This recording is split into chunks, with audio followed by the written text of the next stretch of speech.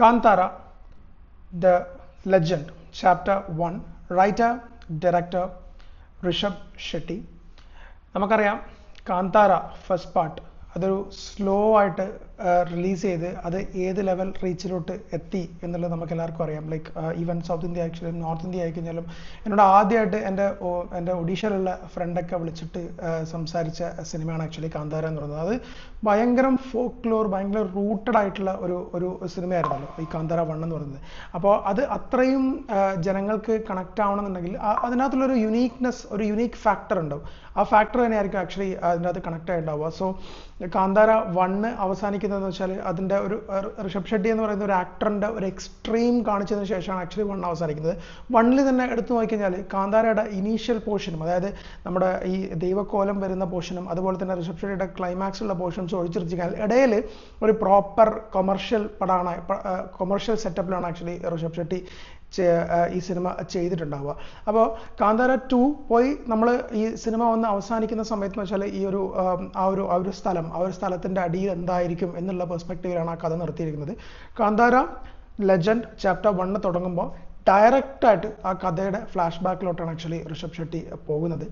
ഇതിനകത്ത് ഋഷഭ് ഷെട്ടിയുടെ കൂടെ തന്നെ വളരെ ഇമ്പോർട്ടൻ്റ് ആയിട്ടുള്ള ക്യാരക്ടേഴ്സ് ചെയ്തിട്ടുള്ളത് ജയറാം. നമ്മുടെ മലയാളത്തിന് എപ്പോഴും ജയറാമിനൊരു വിമർശനമുണ്ട്, വേറെ നാട്ടിൽ പോയിട്ട് എന്താ പറയുക ഒരുമാതിരി പന്ന വേഷങ്ങൾ ചെയ്യുന്നു. പക്ഷേ ഇതിലങ്ങനെയല്ല, ഗംഭീരമായിട്ടുള്ളൊരു റോള് ജയറാം ചെയ്തിട്ടുണ്ട്. പിന്നെ Rukmini Vasanth, talk of the town എല്ലാവർക്കും അറിയാം ഒരു ക്യാരക്ടർ. പിന്നെ അതുപോലെ തന്നെ ഗുൽഷൻ ഒരു ഇമ്പോർട്ടൻ്റ് ആയിട്ടുള്ള ക്യാരക്ടർ ചെയ്തിട്ടുണ്ട്, ഒരു രാജാവിൻ്റെ ജയറാമിൻ്റെ മകനായിട്ടുള്ള ക്യാരക്ടർ വളരെ നന്നായിട്ട് ചെയ്തിട്ടുണ്ട്. പിന്നെ ഇവരുടെ ഒരു ബെൽറ്റ് ഉണ്ട്, നമ്മുടെ ഋഷഭ് ഷെട്ടി ബ്രദേഴ്സിൻ്റെ ഒരു ബെൽറ്റ്, നമ്മുടെ കൊമേഡിയൻസും പരിപാടിയൊക്കെ ആയിട്ട് അവർ ആ ഒരു ടൈപ്പ് ഓഫ് കൊമേഡിയൻസിനെ വെച്ചിട്ടുള്ള പരിപാടി അവർക്ക് എപ്പോഴും അവരുടെ സിനിമകളിൽ ഉണ്ടെന്ന് തോന്നുന്നുണ്ട്. സോ അതുകൊണ്ട് തന്നെ വന്നിട്ട് ആ ഒരു സെറ്റ് ഓഫ് ആൾക്കാർ, നമ്മുടെ സൂഫ്രം സോലുള്ള തുമിനാട്, അവരൊക്കെ ഈ സിനിമേൻ്റെ അകത്ത് ഉണ്ട്. അങ്ങനെ കുറേ ആൾക്കാരുണ്ട്, പക്ഷെ മേജർ ആയിട്ടുള്ള ആൾക്കാർ ഇവരൊക്കെയാണ്. ഇതിൻ്റെ സ്റ്റാർട്ടിങ്ങിലേക്ക് വരുമ്പോൾ തന്നെ വന്നിട്ട് ഇത് എന്തിനാണ് എൻ്റെ അച്ഛൻ ഇതിനകത്തേക്ക് പോയതുകൊണ്ട് നേരെ ഫ്ലാഷ് ബാക്ക് ഓപ്പൺ ചെയ്യാണ്. ആ ഒരു കോസ്റ്റൽ കർണാടക റീജിയനിൽ പണ്ടുണ്ടായിട്ടുള്ള ഒരു ഫോക്ലോർ ഡ്രാമ ആയിട്ടാണ് ആക്ച്വലി സിനിമ മുമ്പോട്ട് പോകുന്നത്. ഇത് ഞാൻ ആക്ച്വലി കണ്ടിട്ടുള്ളത് തമിഴിൽ ആക്ച്വലി വന്നിട്ട് നമ്മുടെ ഗുഡ് നൈറ്റിലുള്ള പുള്ളിക്കാരൻ, അതുകൊണ്ട് പേര് മറന്നുപോയി, പുള്ളിയാണ് ആക്ച്വലി ഋഷഭ് ഷെട്ടിക്ക് ഡബ് ചെയ്തിട്ടുള്ളത്. തമിഴാണ് കണ്ടിട്ടുള്ളത്, കന്നഡ വന്നിട്ട് എനിക്ക് ഷോ മാച്ച് ചെയ്യാത്തതുകൊണ്ട് എനിക്ക് കാണാൻ വേണ്ടി പറ്റിയിട്ടില്ല. പക്ഷേ ഈ കാന്താര ലെജൻഡ് ഇറങ്ങുന്ന സമയത്ത് വെച്ചാൽ ഒരുപാട് ഭയങ്കരമായിട്ടുള്ള ഹൈപ്പിലോട്ട് ഈ സിനിമ വന്നിട്ടില്ല. And at the same time അണിയറ പ്രവർത്തകർ ഇതിൻ്റെ ഭയങ്കരമായിട്ടുള്ള ഹൈപ്പ് ക്രിയേറ്റ് ചെയ്തിട്ടില്ല. ഇപ്പോൾ ഋഷഭ് ഷെട്ടിയുടെ തന്നെ ഇൻ്റർവ്യൂസ് കണ്ടു കഴിഞ്ഞാൽ പുള്ളി അങ്ങനെ വലുതായിട്ടൊന്നും ഇതിനെപ്പറ്റി ഞാൻ അങ്ങനെ ചെയ്തു. കാരണം ഇത് വന്നിട്ട് ബാഹുബലിയോളം തന്നെ വലുപ്പമുള്ള ഒരു സിനിമയാണ്, അത്രത്തോളം തന്നെ റീച്ച് ഉണ്ടായിട്ടുള്ള ഒരു സിനിമയാണ്. അപ്പോൾ അവർക്ക് എങ്ങനെ വേണമെങ്കിലും അത് മാർക്കറ്റ് ചെയ്യാം. പക്ഷെങ്കിൽ അവരങ്ങനെയൊന്നും ചെയ്യാതെ ഒരു ഭയങ്കര ലോ പ്രൊഫൈലാണ് ആക്ച്വലി ഈ സിനിമ ഇറക്കി വിട്ടിട്ടുള്ളത്. അത് ഈ സിനിമക്ക് ഒരു പരിധി വരെ ഗുണം ചെയ്തിട്ടുണ്ടെന്ന് എനിക്ക് പേഴ്സണലി തോന്നിയിട്ടുള്ളത്. കാരണം നമ്മൾ ഇത്തരത്തിലുള്ള സിനിമ ഭയങ്കര ഹൈപ്പിലോട്ട് വരുന്ന സമയത്ത് ഒബ്വിയസ്ലി നമുക്ക് ഒരു പ്രേക്ഷകൻ എന്ന രീതിയിൽ ഭയങ്കര ഹൈപ്പ് വരുമ്പോൾ ഒബ്വിയസ്ലി അത് ഒരു തുള്ളി സാറ്റിസ്ഫൈ ആയിട്ടില്ലെങ്കിൽ അപ്പം തന്നെ ആ സിനിമ വന്നിട്ട് അടപടല എന്ന് പറയുന്ന ഒരു പരിപാടി ഇവിടെ ഉണ്ട്. അപ്പോൾ അങ്ങനത്തുള്ള പെർസ്പെക്റ്റീവിൻ്റെ അകത്ത് കാന്താരക്ക് പ്രേക്ഷകർക്ക് ടൈം കിട്ടിയ പോലെ ഒരു ഫീൽ എനിക്കും പേഴ്സണലി അങ്ങനെ തന്നെയാണ് ഫീൽ ചെയ്തിട്ടുള്ളത്. ഇതിനകത്ത് കേട്ടിട്ടുള്ള ഒരു പ്രശ്നം എന്ന് വെച്ചാൽ ഫസ്റ്റ് ഹാഫിൽ ഉണ്ടായിട്ടുള്ള കുറേ കോമഡിയാണ്. എനിക്ക് തോന്നുന്നു അത് ഈ ലാംഗ്വേജിൻ്റെ പ്രശ്നം കാരണമാണെന്ന് എനിക്ക് തോന്നുന്നു. കാരണം തമിഴിൽ കുറേ കൂടി അത് വർക്കൗട്ട് ആണ്. But at the same time അത് അവരുടെ ഒരു സ്റ്റൈൽ ഓഫ് ഫിലിം മേക്കിംഗ് ആയിട്ട് തോന്നും. ഇപ്പോൾ കാന്താര 1 എടുക്കുകയാണെങ്കിൽ തന്നെ വന്നിട്ട് നമുക്കൊരു എൻഡ് ടു എൻഡ് വന്നിട്ട് ഡിവിനിറ്റി ഒന്നും അതിനകത്ത് കിട്ടുന്നില്ല. അതൊരു പ്രോപ്പർ കൊമേഴ്ഷ്യൽ സിനിമ. ഇപ്പോൾ പുലിമുരുകൻ്റെ കേസ് എടുത്ത പോലെ തന്നെ ക്ലൈമാക്സിൽ 20 മിനിറ്റ്സ് ഫൈറ്റ് ഒഴിച്ചെടുത്തിക്കാൻ അതൊരു പ്രോപ്പർ കൊമേഴ്ഷ്യൽ സബ്ജക്റ്റാണ് അതിന് മുമ്പിൽ വരെ. അപ്പോൾ അങ്ങനെ ഉള്ള ഒരു രീതിയിൽ തന്നെയാണ് ഋഷഭ് ഈ സിനിമയെ അപ്രോച്ച് ചെയ്തത്. പക്ഷേ ഇത് കുറേ കൂടി വന്നിട്ട് എന്ന് വെച്ചാൽ നമ്മുടെ ഒരു പഴയ കാലത്തേക്ക് പോവും, ഇതിൻ്റെ ഒരു റൂട്ട് അന്വേഷിക്കുകയും ചെയ്യുന്നുണ്ട്. പിന്നെ അറ്റ് ദ സെയിം ടൈം പുള്ളി എന്താണോ പറയണം ഉദ്ദേശിച്ചത് അത് കൃത്യമായിട്ട് പറയുന്നുണ്ട്. അത് കാരണം ഇത്രയും വന്നിട്ട് ഈ സിനിമ റീച്ചായി എന്നുള്ളത് കൊണ്ട് വന്നിട്ട് നമുക്ക് ഇത് കുത്തിക്കയറ്റാം ഓവറായിട്ട് അങ്ങനെയുള്ള പരിപാടികളൊന്നും ഇതിൻ്റെ അത് ചെയ്തിട്ടില്ല എന്നുള്ളതും ഭയങ്കര രസമായിട്ട് തോന്നി. ഇതിൻ്റെ ടെക്നിക്കൽ സൈഡിലേക്ക് വരുന്ന സമയത്ത് സിനിമാറ്റോഗ്രാഫി വന്നിട്ട് അരവിന്ദ് കശ്യപ്പാണ്. ഗംഭീരമായിട്ടുള്ള സിനിമാറ്റോഗ്രാഫി. കാരണം നമ്മുടെ ഇവരുടെ ഈ ഒരു കാന്താര എന്ന് പറയുന്ന ഈ ഏരിയ എന്ന് പറയുന്നത് ഒരു എലിവേറ്റഡ് ആയിട്ടാണ് അവർ ചെയ്തിട്ടുള്ളത്. അതായത് നമ്മുടെ ഒരു വെള്ളച്ചാട്ടം ഇറങ്ങി വരുന്ന ഒരു സ്ഥലം പോലുള്ള ഒരു സ്ഥലത്താണ് ഇവരുടെ ഈ സെറ്റിൽമെന്റ് ഉള്ളത്. ആ സ്ഥലത്ത് വന്നിട്ട് ഒരു റിഗൊക്കെ വെച്ചിട്ടുള്ള ഒരു ഫൈറ്റ് സീക്വൻസും കാര്യങ്ങളൊക്കെ ഗംഭീരമായിട്ടുള്ള ക്യാമറ വർക്ക് ആക്ച്വലി ഇതിനകത്ത് ചെയ്തിട്ടുണ്ട്.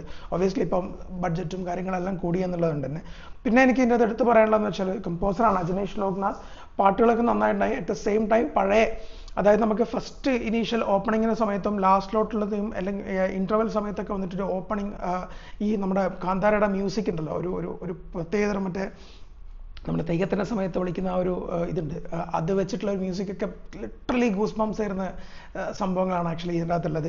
എഡിറ്റർ വന്നിട്ട് സുരേഷ് ശങ്ക്ലൻ, പ്രൊഡക്ഷൻ ഡിസൈനർ ബംഗ്ലാനാണ് ചെയ്തിട്ടുള്ളത്. ഒബ്വിയസ്ലി അറിയാലോ ഏത് രീതിയിലുള്ള പരിപാടിയാണെന്നുള്ളത്. അതായത് വെച്ചാൽ നമ്മൾ പറഞ്ഞില്ല, ഇത് ഒരു ലിമിറ്റഡ്, എന്നാലും ഇത് വന്നിട്ട് ഗംഭീര ബഡ്ജറ്റുള്ള സിനിമയല്ല. 125-130 crore ഈ സിനിമയുടെ ബഡ്ജറ്റ്. പക്ഷേ സെറ്റിംഗ് കാര്യങ്ങളൊക്കെ വന്നിട്ട് ഭയങ്കര. പക്ഷേ എനിക്ക് ആ വാർ സീക്വൻസ് ഒക്കെ കുറച്ചും കൂടി റിച്ച് ആക്കാമെന്ന് തോന്നി. ബട്ട് അത് മേ ബി നമ്മൾ ഭയങ്കരമായിട്ടുള്ള വാർ സീക്വൻസ് കണ്ടുകൊണ്ട്, ബട്ട് സ്റ്റിൽ ആ ഒരു പരിപാടിയിനകത്ത് പുള്ളിക്കാരൻ നന്നായിട്ട് ചെയ്തിട്ടുണ്ട്.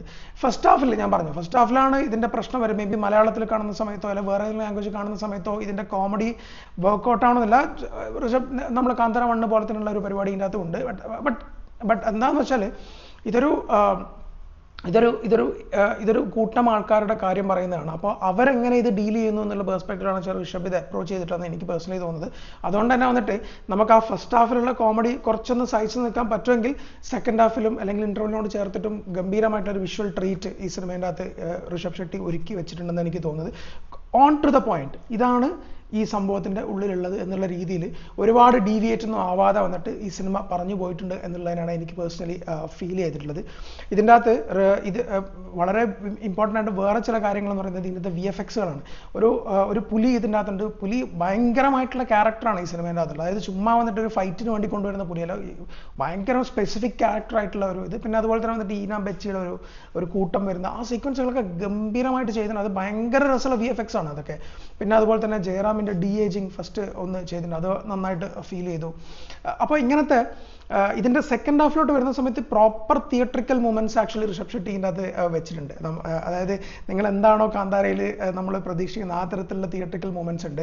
പ്രത്യേകിച്ച് എടുത്ത് പറയേണ്ടതെന്ന് വെച്ചാൽ നമ്മുടെ ജയറാമിൻ്റെ പെർഫോമൻസ് ആയാലും ശരി, അതുപോലെ തന്നെ വന്നിട്ട് നമ്മുടെ രുക്മിണിയുടെ performance, at the same time ഗുൽഷൻ്റെ പെർഫോമൻസും ഗംഭീരമായിട്ട് ഫീൽ ചെയ്തിട്ടുണ്ടായിരുന്നു.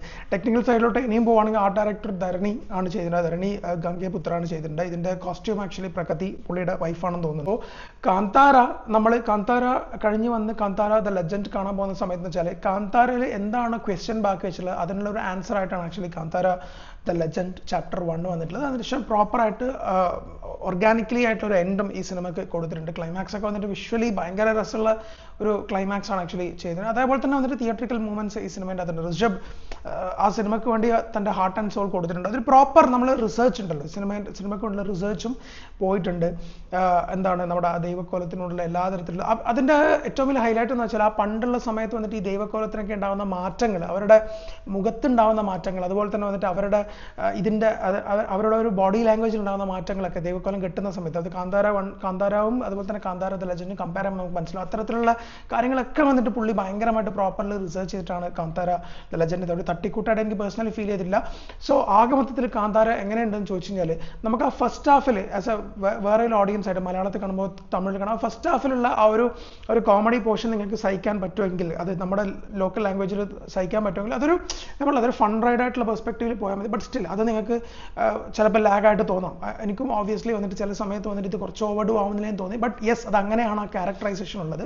സോ ഓവർഡു ആകാം, കാരണം അവരൊരു ഫോക്ലോർ ഇഷ്ടപ്പെടുന്ന ആൾക്കാരാണ്, കോമഡി ഇഷ്ടപ്പെടുന്ന ആൾക്കാർ. ഇപ്പോൾ സൂഫർസോ വന്നിട്ട് ഇപ്പോൾ OTT വന്ന ശേഷം ഓവർ റേറ്റഡ് ആയില്ല. പക്ഷെ അത് തിയേറ്ററിക്കലി അത് വേറെ തന്നെയായിരുന്നു. ടു ബി വെരി ഓണസ്റ്റ് അത് അങ്ങനെ തന്നെയായിരുന്നു. ആക്ച്വലി അങ്ങനെ തന്നെ കാണേണ്ട സിനിമയാണ്. സോ ഒരു ഫോക്ലോർ പരിപാടിയാണ് ആക്ച്വലി ഇതിനകത്തും ആ ഫസ്റ്റ് ഹാഫ് പിടിച്ചിട്ടുണ്ടെങ്കിൽ അത് കുറച്ചൊന്ന് ലാഗായി തോന്നുന്നുണ്ടെങ്കിലും സെക്കൻഡ് ഹാഫിലേക്ക് വരുന്ന സമയത്ത് ആ പ്രോപ്പർ തിയേറ്ററിക്കൽ എലിവേഷൻ മൂമെന്റ്സും അതുപോലെ തന്നെ സർപ്രൈസസും ഉള്ള സിനിമയാണ് ആക്ച്വലി കാന്താര. എനിക്ക് പേഴ്സണലി വന്നിട്ട് നല്ല രീതിയിലൊരു സാറ്റിസ്ഫാക്ഷൻ തന്ന സിനിമ. ലെസ് ഹൈപ്പിലായിരുന്നു എനിക്ക്, ഒബ്വിയസ്ലി വലിയൊരു ഹൈപ്പ് എനിക്ക് ഇതിനകത്ത് ഉണ്ടായിരുന്നില്ല. ബട്ട് എനിക്ക് പ്രോപ്പർലി സാറ്റിസ്ഫൈഡ് ആയിട്ടുള്ള സിനിമയാണ്. ഒബ്വിയസ്ലി സിനിമയുടെ അവസാനം ക്ലാപ്സും ഉണ്ടായിരുന്നു. സോ കാന്താര നമ്മുടെ ആ ഒരു സെക്കൻഡ് പാർട്ട് പ്രതീക്ഷിച്ചു പോയ ആൾക്കാർക്ക് ഒരു പ്രോപ്പർ സെക്കൻഡ് പാർട്ടും ഒരു പ്രോപ്പർ ഓർഗാനിക് എൻഡും കിട്ടിയിട്ടുള്ള സിനിമയായിട്ടാണ് എനിക്ക് പേഴ്സണലി ഫീൽ ചെയ്തിട്ടുള്ളത്. So do watch Kantara new theatres.